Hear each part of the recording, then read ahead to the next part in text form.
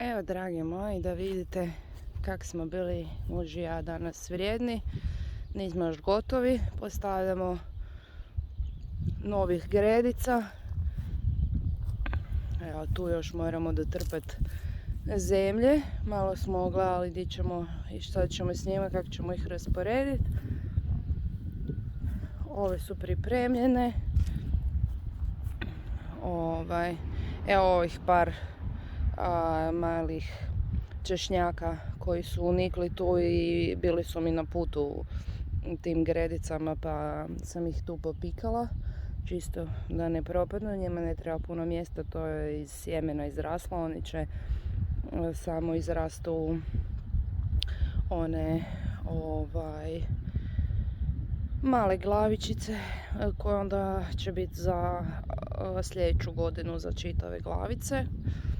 Tu nam je kompost za dodati još po visokim gredicama.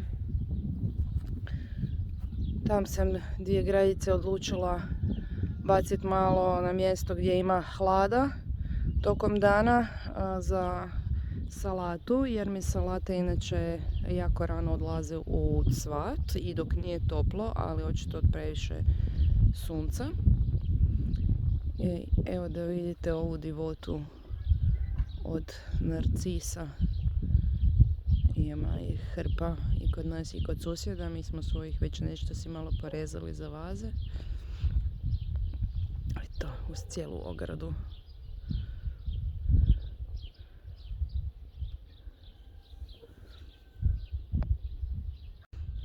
Evo i one voćkice koje smo prošli put posadili se drže za sada.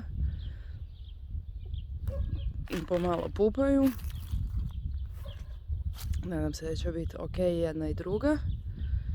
Posebno trešnje da nam se ulovi. Trešnje nam fali od kad nam je nastradala jedna stara, vrlo rodna trešnja od bolesti prije 5-6 godina. Ovo je jedna kruškica se sprema procvasti. Nadam se da neće biti nekog mraza sad kako najavljuju, da ne nadrapa. Tu nam se drži presađena jedna samonikla šljivica. I tak. I tamo vidite kako susjedi imaju lijepo obojan voćnjak. Sve po PS-u. Mi svog moramo još malo sređivati. Jagodice rastu. Evo, vidite i dalje da su mjesečarke naprednije, velikih listova, ali evo sad više ovo ne izgleda tako golo. Šumske su isto pomalo krenule se pružati. Moram ih zaliti, bez obzira što najavljuju kišu. Baš se sasušila zemlja poprilično. Eto, tu još imamo malo matovilca. Ona nova tura baš i nije još niknula, koliko vidim. Ali dobro. Ovo ćemo pobrati sad. Luki za salatu.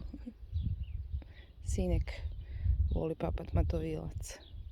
Eto ekipa, jedan vjetrovit dan na selu.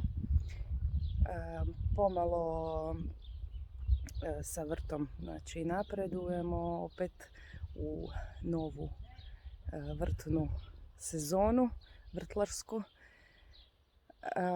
Eto, pomalo opet te povišene gredice smo odlučili nastaviti dizat.